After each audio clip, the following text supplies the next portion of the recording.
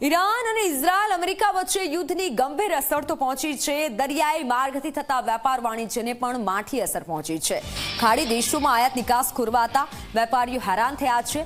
મહેસાણાના ફાર્મા, મસાલા સહિતના ઉદ્યોગકારો ચિંતામાં છે.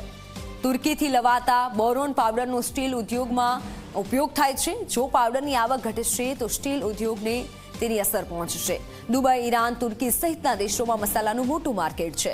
મસાલાનું નિકાસ થતા થંભી જતા નિકાસકારોની પણ મુશ્કેલી વધી છે. નિકાસકારોને પણ તેની અસર પહોંચશે, કારણ કે મસાલાનું નિકાસ જો થંભી જાય તો નિકાસકારો છે, જે પણ વેપારી ઉદ્યોગકારો છે, તેને પણ અસર પહોંચવાની છે. એટલે વૈશ્વિક આ યુદ્ધની અસર હવે ગુજરાતમાં પડી રહી છે, ગુજરાતના ઉદ્યોગોમાં પડી રહી છે.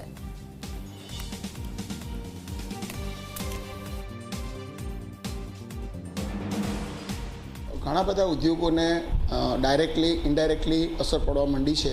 દાખલા તરીકે ફાર્મા ઇન્ડસ્ટ્રીઝ, તો એમના પણ એક્સપોર્ટ ઓર્ડર છે એ અત્યારે કદાચ હોલ્ડ ઉપર થઈ ગયા છે, કારણ કે દરિયાઈ વેપાર માટે મુખ્યત્વે શિપિંગ ઇન્ડસ્ટ્રીઝના મારફત જ ઉદ્યોગ થતો હોય છે. એક્સપોર્ટ કરવું કે ઇમ્પોર્ટ કરવું હોય. અત્યારે હોર્મુઝની ખાડીમાં ઈરાનના કારણે હોર્મુઝની ખાડીનો જે વાહન વ્યવહાર છે, જે શિપિંગ એનો વાહન વ્યવહાર એ ટોટલી બંધ છે. એટલે લગભગ જે એક્સપોર્ટ ગણો કે ઇમ્પોર્ટ ગણો એ અત્યારે સંપૂર્ણપણે બંધ છે. सभी मार्केट में और ख़ास करके स्टील बाज़ार में तो पड़ेगी ही पड़ेगी, क्योंकि जो बाहर से माल आ रहा है वो रुकेगा और क्रूड ऑयल ऐसे ही बढ़ने वाला है. આ મિડલ ઇસ્ટની ઓવરઓલ કહેવા જઈએ તો પછી ટોપ 5ની ડેસ્ટિનેશનમાં અંદર આવે એક્સપોર્ટ્સની અંદર. અત્યારે વારને લીધે એમનું વેસલ ટોટલી હવે કોઈ શિપમેન્ટ્સ જતું નથી. અત્યારે કરંટમાં દુબઈ માટે, સાઉદી માટે વેસલ્સ કોઈ લેતા નથી, કોઈ કન્ટેનર્સની બુકિંગ નહીં થતું, રાઈટ. અને ઓલરેડી જે દુબઈ ડેસ્ટિનેશન જેના માટે વેસલ રસ્તામાં હતું એ પહોંચી ગયું, ત્યાં ઉતરી ગયું જેબલ પોર્ટમાં. બાકીના જે એનાથી આગળ જે જવાનું છે, કુવૈત ગનો, કટાર અને સાઉદી, એ બધા જેબલ એલીમાં જ ઉતરી ગયું કન્ટેનર.